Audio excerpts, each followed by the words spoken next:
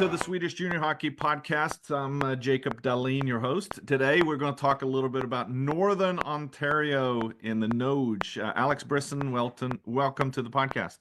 Thank you very much. Happy to be here. Yeah, so our paths crossed, I guess, through Johan Eriksson, and then my son was in the same hockey house as you last summer.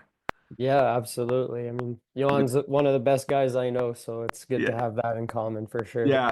I've had Johan on for, I think, at least 2 times, maybe 3 times, and then I had Sean on for an episode. Right on.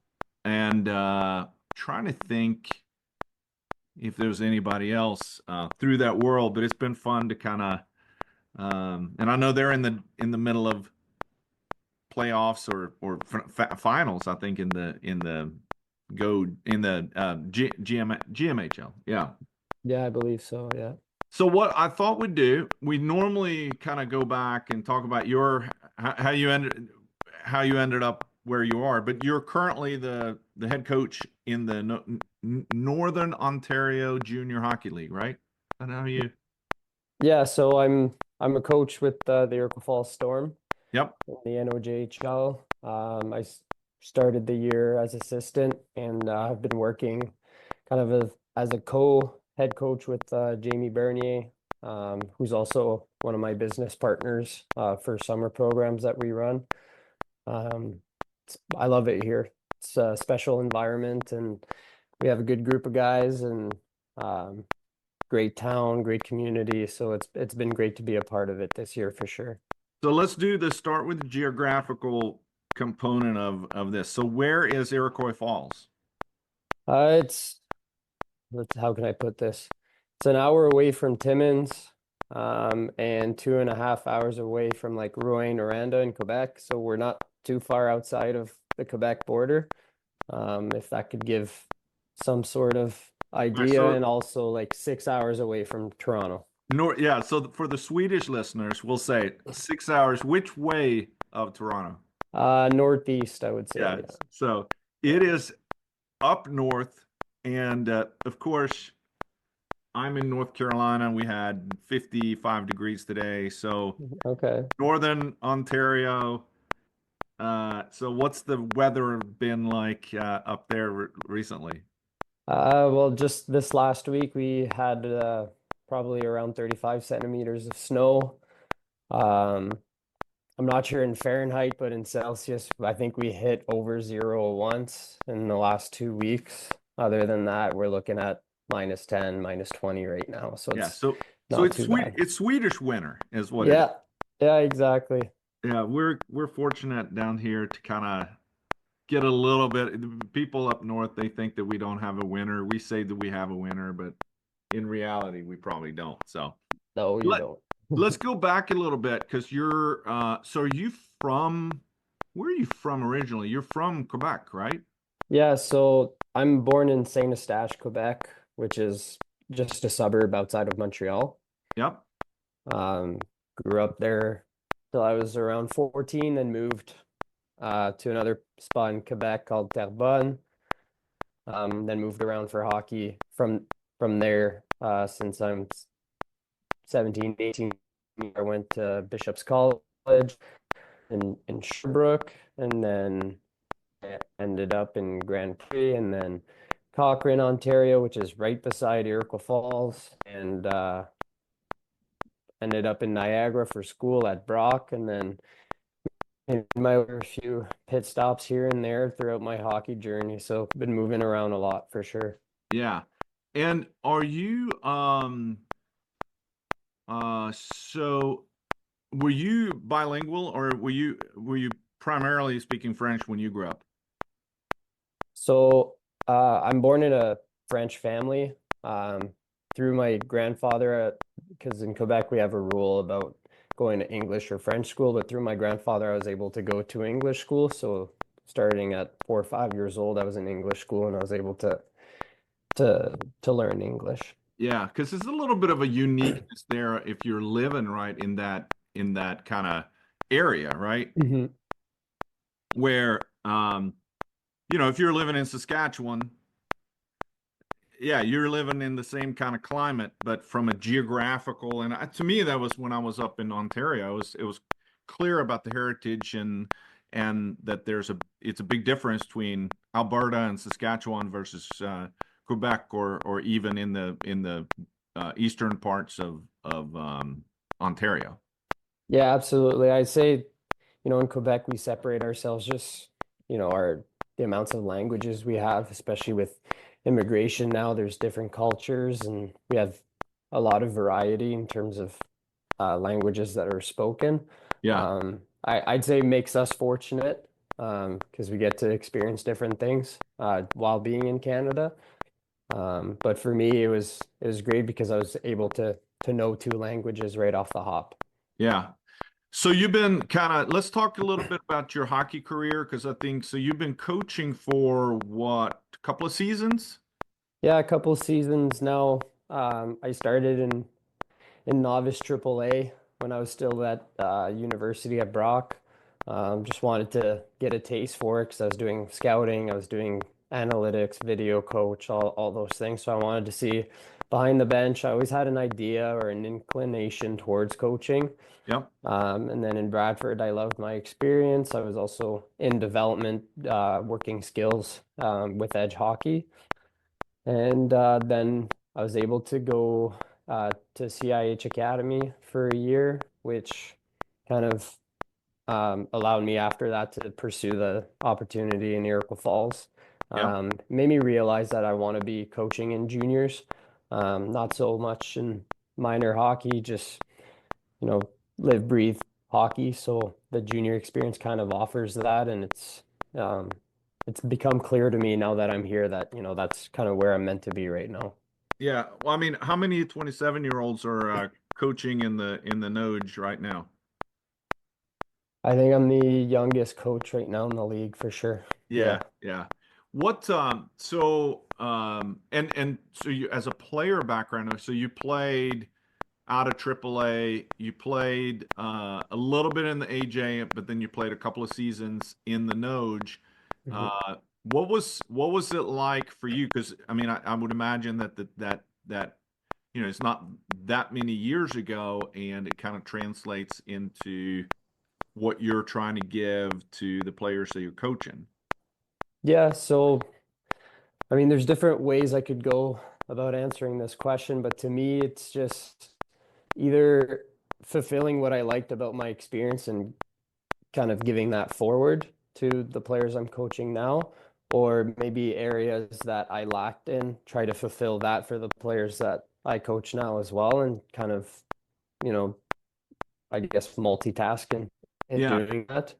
Um, what I find is cool about it all is, you know, Cochrane moved to Iroquois Falls, so I'm essentially coaching the old team I played for. So I have kind of a direct link in terms of, what the players are going through, and um, I think it makes it easier to relate with them and have, good conversations with them and, understanding where they're coming from, what they're going through right now, and all those kinds of things.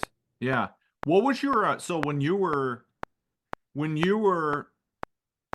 in minor hockey, youth hockey, if you're in the US, it's called youth hockey, and over there it's minor hockey. But what was your goals? I mean, everybody wants to play in the NHL. Was that the same thing with you? I would say it was, definitely in the back of my mind, definitely a dream of mine.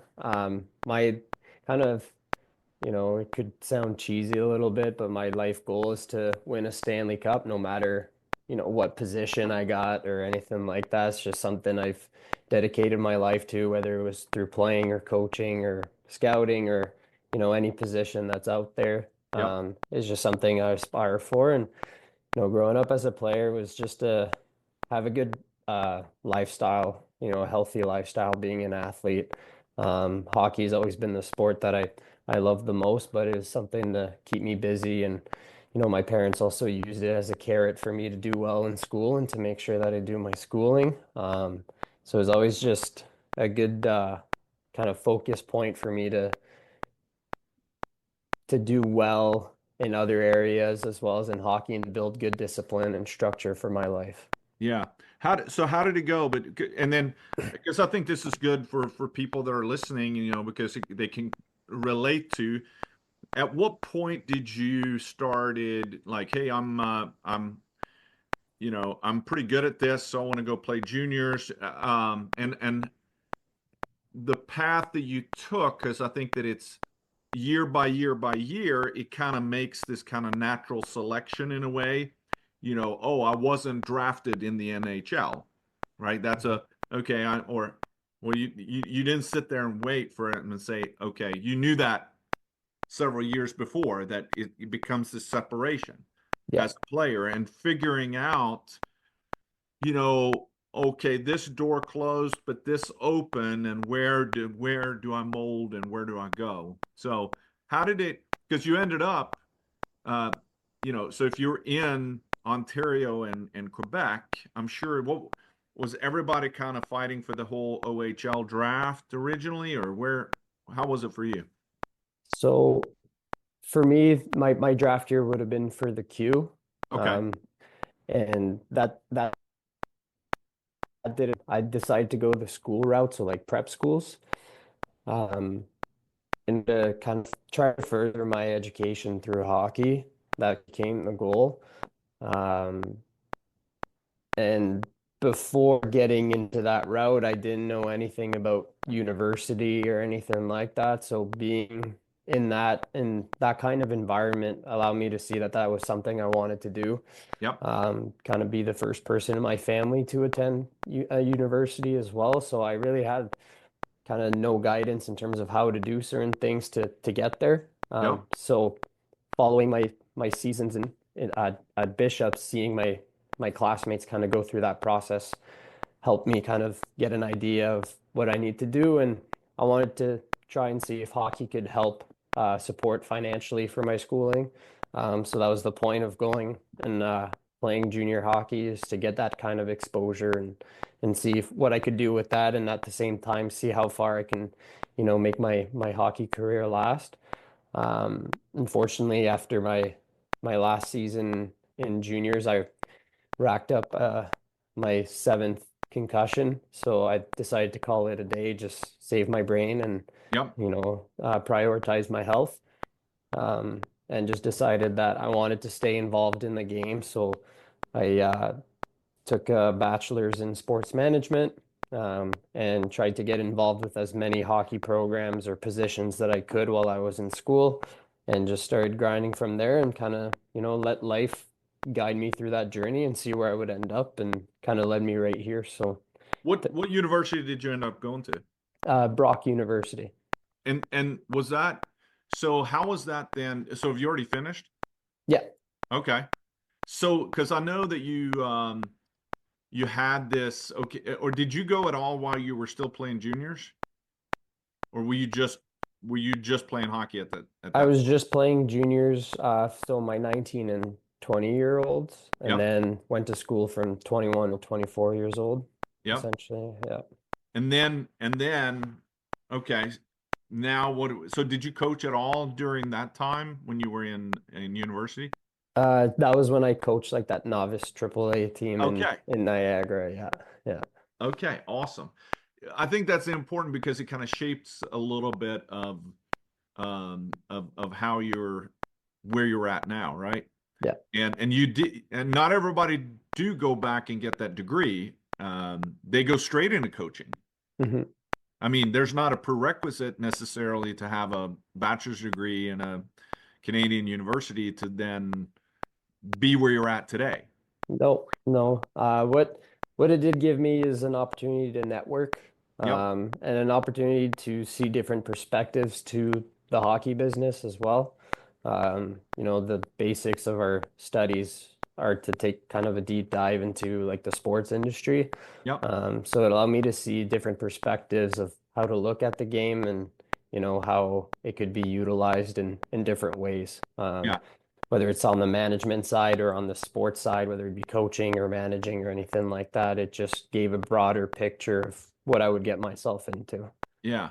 So you've been on the scouting side, Yeah. and I guess that's where you're still doing some of that, I would Yep. imagine. Yep. Absolutely. It's not necessarily big budgets there. Nope. No, it's So, but you've done that. You've also been on the coaching side, but you probably also focused on some of the things that not everybody does, and that's the skill development mhm. side. So talk about that a little bit with the different camps. We mentioned elite prospects. Are they still calling it elite prospects this summer? I believe so, but I'm not 100% sure. Okay, Yeah. because that's outside of Barry. Let's talk about that first, and then talk about some of the other camps that you've been involved with in skill development kind of work. Okay. So, well, Elite Prospects Camp, it's an opportunity to continue working with people in the business that I enjoy working with. So like Sean and Johan and Igor and all the guys that are there, Dave that's coaching the Rattlers, and also be in a platform where there's other coaches like Johnny and Todd and those guys, and just learn from each other and kind of pick up on some things. I like to think that wherever I go, I try to be a sponge, and being in those camps give me those kinds of opportunities to see different ways of doing things or new drills or different focuses that uh, every coach could have, or any preferences that they have, or things they don't like to see or anything like that. So it's for me, for my development as a coach, that's why I do it. But as a coach and someone who likes to help people get better, being in that kind of environment, being with players and helping them on and off the ice in their development is just, to me, I think a very fortunate position to be in. And anytime I get the chance to do something like that, I enjoy 100% of it, because it's just kind of giving back to the sport that's given so much to me. What if you were going to give a quick commercial for Elite Prospects Camp? Yeah, because good timing right now. I mean, we're in March, and they're probably planning on making the preparations for the summer. And there's a lot of listeners that are probably. I mean, I've recommended in the past, um, and enjoyed it, and it was good coaching and great facilities. How would you best give a commercial for Elite Prospects Camp in Barrie?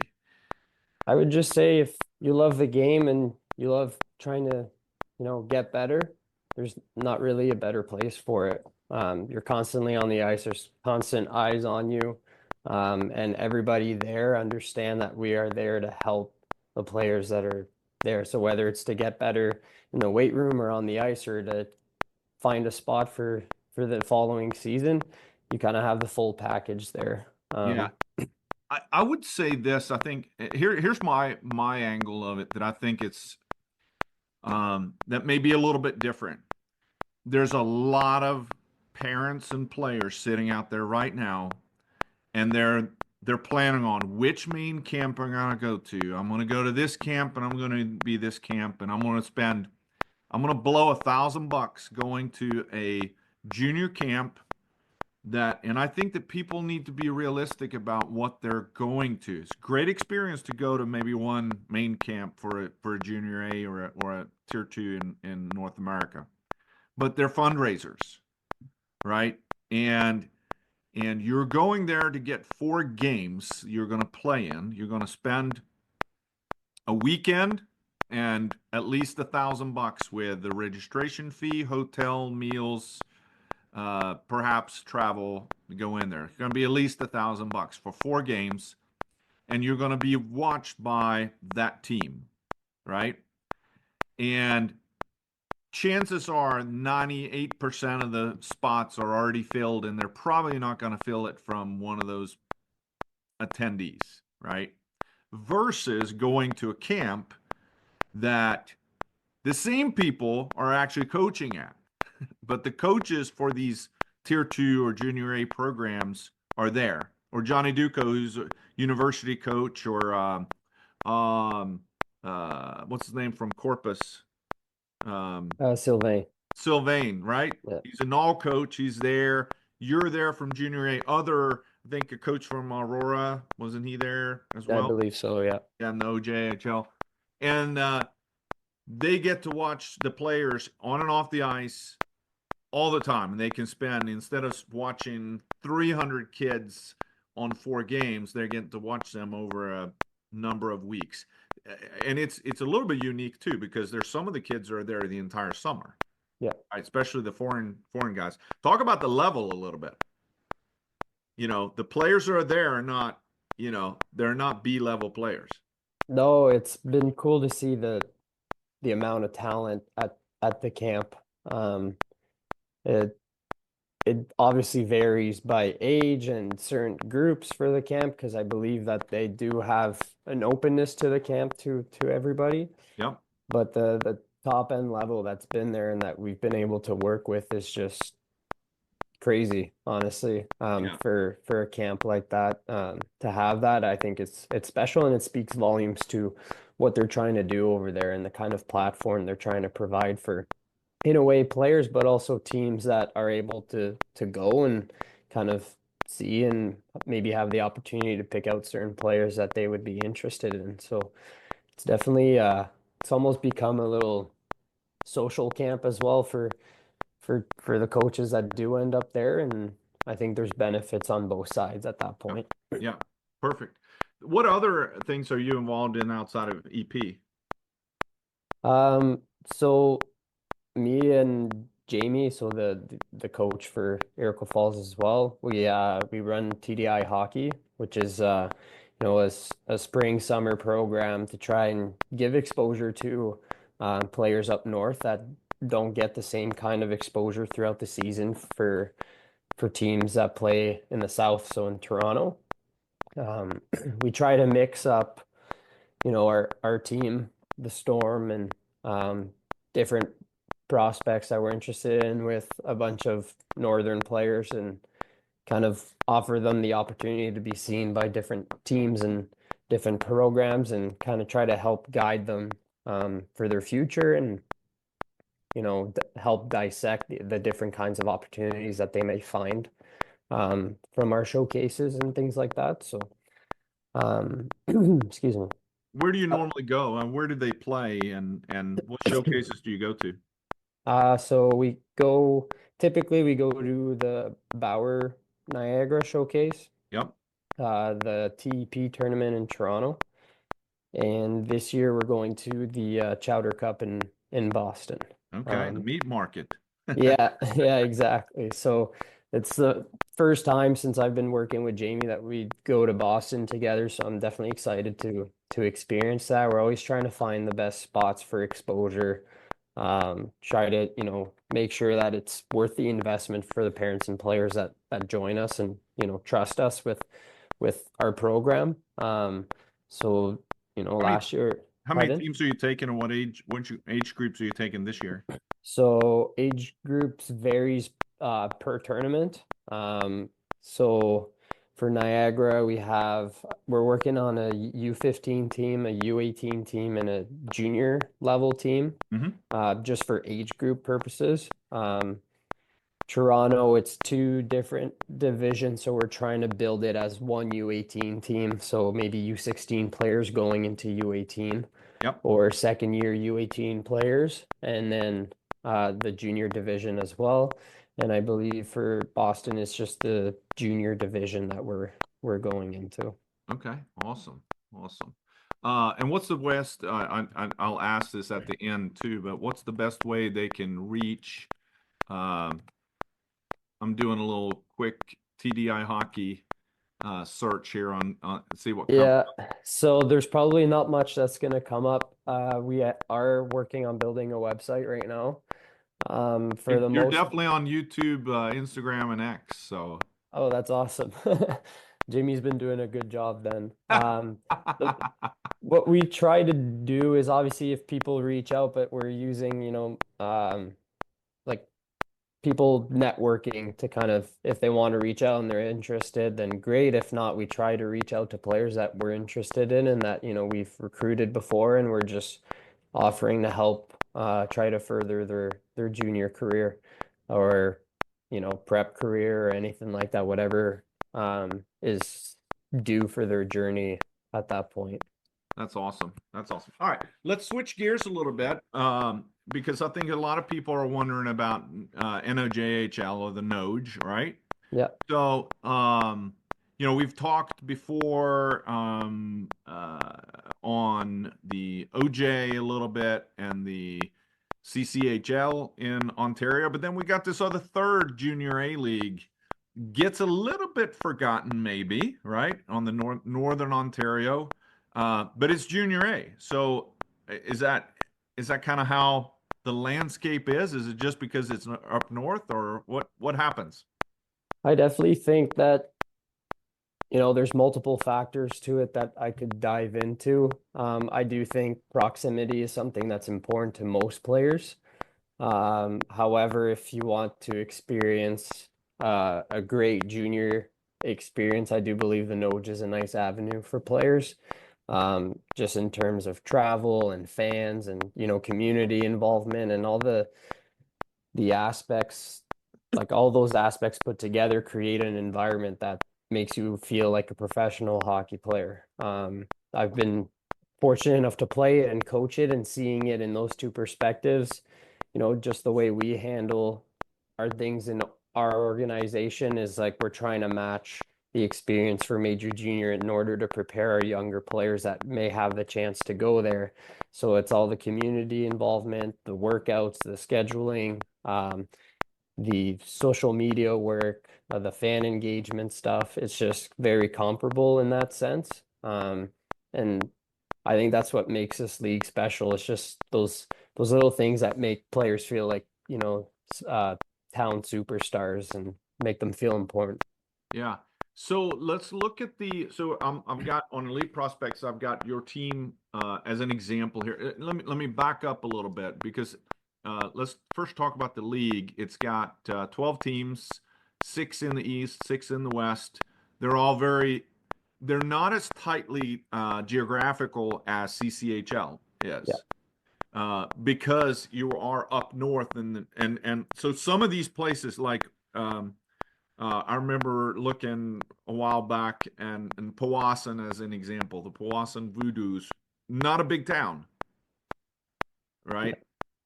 But they get 500 people in the rink, and there's probably, I guess they're all coming from North Bay or somewhere, right? Yeah. What's it like in Iroquois Falls? How big is so if you pull it up on Google Maps, Timmins is not a big place, but Iroquois Falls is even smaller, right? Yep. Yep. So, So we're around 5,000 people in our small town. yeah, And we're fortunate enough to get 500 to 1,000 fans every night. So sometimes we're looking at a quarter of the population being in the rink on any given night. So I think that's, makes it special. We're a bit like Texas high school football, where it's just small town community supporting their team with pride. It's very special for that, for sure. yeah, and you have a home game on a certain night every week. Uh, Pretty much. We do have away weeks as well. But for the majority of the season, I would say we do have at least one game a week at home or so. Yeah, Might have a week off where we're on the road, where we have 3 games in a row on the road or back to back. So yeah. it depends. So let's talk about the players that come to the Noj and how did they end up there? Because on your roster, you got anything from an '04 all the way to an '08. I believe you got two '08s on your roster right now. Mainly from Ontario, I guess I would say. Some from Quebec. Uh, we got 5 U.S. players. Uh, we do have Tiber from North Carolina on there, so a little bit of I coached Tiber when he was a minor bantam. Right on. So any mistake that he's making, he can blame it on bad coaching at the bantam level. Right Um, on. but of course, he shows up as he's from Massachusetts. He's not from Massachusetts. He's from North Carolina. Don't let him tell you anything different. For Um, sure. but how do they? So number one, do you have a draft in the Noj, or like the CCHL's got a draft, right? Yeah, so no, we don't have a draft. So how do you get players? Essentially our pool is the same as the OJ. Um, so the South, the North, um, and then when players turn 18, we're allowed to go out of province as well, Okay. to recruit from different areas if their rights aren't signed already somewhere else.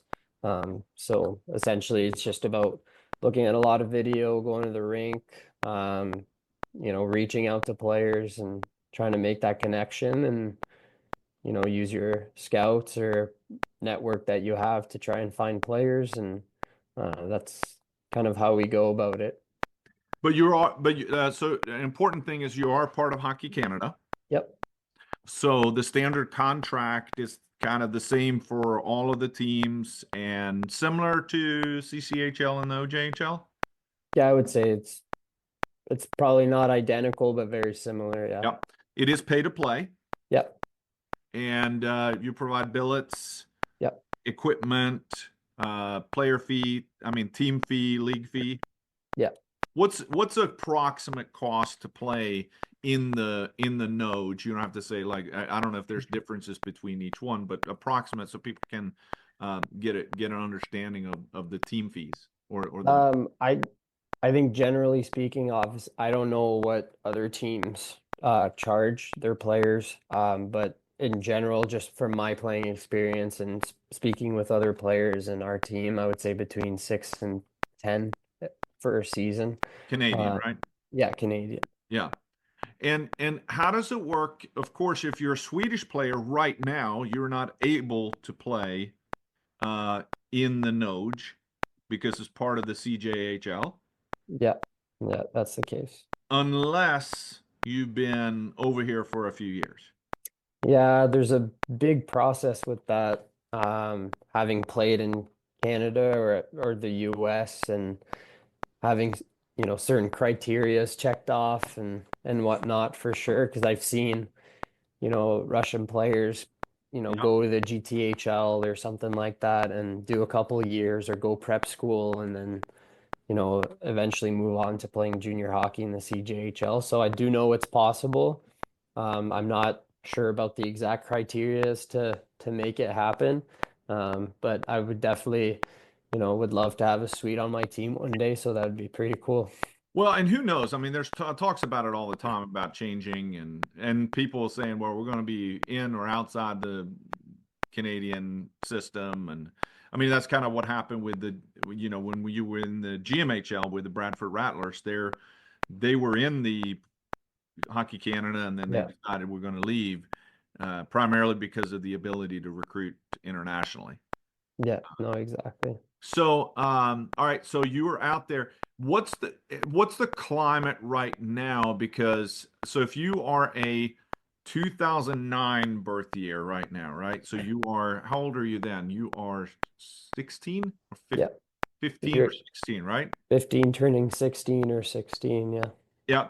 So if you are, and kind of where you were back then, you were so if you're in Quebec, then you're hoping that you're going to be drafted in the Q. If you're in Ontario, you're hoping that you're going to be drafted in the OHL. Yeah. And of course, those guys, if you're drafted in the OHL or in the Q, you're not going to go to the NOJHL. I've seen it happen. Just depending on what happens at camps and what happens in the years following, or if But typically, you're not going to be. And if you ask the kid, they're going to say, "No, I'm not playing in the NOJHL, right? I am playing in the OHL." yeah, exactly. No, if they However, yeah, however, not everybody that gets drafted in the OHL or in the Q are going to end up in the OHL or the Q. no, exactly. So where do they go? So if you're a 2009, you have the option to play in AAA, Hmm. or you can now go, and some of them choose to play in Junior B, Yep. right? But there is this opportunity also to go as a young player to go play and play Junior A. Yep. Yep. And there are some that are not good enough to play in the Junior A, so they may be drafted in the OHL, but they are playing in Junior B because they're too small or That or just geographically staying closer to home, or they were placed by their major junior team in a certain program. I think it varies person to person because, yeah, like, that's what I was gonna say is, some northern players, you're from Sudbury, you get drafted in the O, you're not quite ready to make the jump, and you end up playing at home, being able to play in the NOJ, staying close to home as a 16-year-old. So sometimes you have those stories as well. So yeah. it varies case by case, player by player. The one thing for 16-year-olds is every team's only allowed two in our league. So you're not gonna get you're gonna get only like a handful of players going at 16 playing in our league. So yeah. Yeah, let's go there for a second because you do have so a lot of press with Sudbury Cubs this Yeah. year, right? Yeah. And you could argue about the rankings in Canada, whether they are legit or not, but let's they're a good team. Yeah. They've been from the beginning of the season, they've been number one and they're number one right now. Um, but that team is run like, I mean, they got a big staff. It's a big organization, and they have OHL draft picks on their roster. Yeah. How many kids in on that roster are OHL I want to say, future players? well, there's I I'm not exactly sure the players or the numbers. I do know that there's for sure at least three that I know off the top of my head that have played in the OHL Yep. already, and they're kind of finishing off their junior hockey with the Cubs. Um, but I would say they have more players that either were drafted or played OHL than kind of the rest of the league at that point. So they're definitely, a loaded roster. Yeah. But doesn't that happen in not just so it's more geographical. So if you're living in the Smith Falls area, you may be now saying, okay, I played some games that didn't quite make it, or I'm going to now go local and I'm going to play for the Bears. Uh, or some of them will go play even in the Gouge in the Junior C, right? Which is kind of a misnomer with the Gouge that it's a Junior C league, and same thing with the Northern Ontario League. Just because that I mean, it's a good league, it's very good play, um, and you'd be surprised where some of these kids are coming from. Yeah, no, for sure. I just think being where we are geographically, I don't think we get the love we deserve as a league. I think a lot of people are surprised when they come down and see the level that we do play at, and it's something that you got to experience and see in order to actually know for sure what the level's about in that league. Yeah. So, all right, where do they go? So if you're there, so some will go there early on, and then they go up, and they can go in the CHL and Yeah. OHL or the Q, right? Yeah. Some will take this and they will go. You see, we tend to see that they will go from the NOJHL, and then they feel like, okay, now I'm going to go into the OJHL or the CCHL. You see a little bit of a step in there, right? Yeah. Yeah, it depends, for the player's journey, what they're looking for. If you're a younger guy, you want to get, your first junior year of experience. Some players will come to this league and then want to go closer to home, Yep. or they want to take a step up and they're not quite ready, or their turn kind of passed, so they can't go major junior, so they end up going to the NOJHL or BCHL or AJHL, or depending on the player and the circumstances, it's like I say, it's case by case, and it belongs to that player's journey. There's also guys that play in the NOJ their full junior careers, and and still find a way to commit, whether it's NCAA or ACHA or somewhere in Canada like U Sports or ACAC or anything like that. ACHA, yeah, yeah. Yeah, And let's talk about that because okay, I'm done now with so you got on your team. Let me go back to Iroquois Falls. If you have some that are finishing up, or just like you did, that were okay. Now I'm done with with juniors.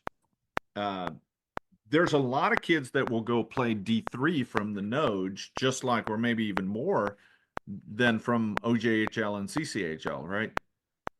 yeah. Again, it depends, what program you play in, what kind of success you've had, and what your capabilities are. I think that geographically we have, in a funny way, a pretty good location to be seen by different levels, whether it's D1, D3, ACHA, or U Sports. We have schools that are close to us, wherever we play, whether we're in Sudbury or Sault Ste. Marie or North Bay. Even for major junior teams to look at us, even the Q being a couple hours away with Rouyn-Noranda and Val-d'Or. So, when you really get to think about it and look at where these next level programs are, you're like, oh, there's actually quite a few. So I think there's a bit more eyes in that way at times, with the right players and the right programs. Do you think that's going to increase now with the opening up of NCAA that, that is going to even get more from the D3 ranks that are going to be looking more at the junior A level players, or how do you think that's going to I maybe a little bit of speculative right now? Yeah, it would be very speculative. I think that we'll start seeing the patterns of where these programs recruit from in the next couple of years. I do think that it's going to increase different levels, ACHA D1 and NCAA D3. Um, it it's still to be determined, how it'll impact, our players being recruited from the nodes to the next level. Um, it's been interesting to see how things shape up case by case, depending on the school. But I think a lot of us are kind of waiting right now to see how things will shape up for Yeah. sure. Well, I'm looking at a post. This was a post about from January 31st through March 4th, 2025 NCAA D1 commits from the following leagues: 10 from the WHL, 4 from QMHL, 2 from OHL, 7 from USHL, and then 5 from BCHL. But if you're looking at NOJHL, 1, right? So I think that if there's early indications that things are changing, it's immediate. You know, Yeah. that's where they're going to look. So, and it's going to be interesting to see how that's going to shape itself up in the trickle down effects. All right, let's do this. Let's now shift to because I want you to talk about uh, go back to this thing about how you're now recruiting because I think we're in the season of I am finishing up my U16. Maybe I get people that and just had this conversation the other day about do I go up and play U18 in Detroit? Do I go to prep school or maybe I should go to play juniors, right? Um, and what is the best way? Of course, you can go to Elite Prospects camp and go there and get looked at, right? What are Yeah. you guys doing as an organization? Because I'm sure that you have camps. And do you have a ID camp or prospect camp or how do you? So we're working fine details right now in terms of if we're going to have an ID camp or a prospect camp or anything of the such.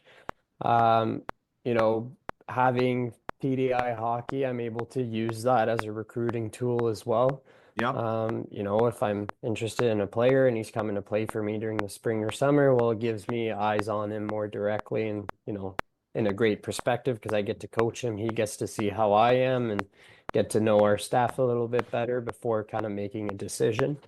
Um, if not, we're reaching out to to players and seeing what their plans are for next season, what they're trying to do for, their careers in hockey, and trying to identify, if we would be a great fit for them. Um, Essentially, what we want to become, though, is a program where players feel that they could come here and develop and have a chance at, kind of using us as a stepping stone to make it to a higher level, and really establish our program as a development program, because the NOJ is a developmental league, and at the same time try to be as competitive and win as much as possible. Because I do Yeah. believe that, when you win, there's a lot more fun to it, and it's a better environment to develop players for sure. What's the so if you have a player, so as a developing, so you'd like to graduate them on, but they're still, so if you have a player now, they're still under contract with you. So if they want to leave and go play, so let's say they want to leave and play in the NOJHL, you're still does that become a trade?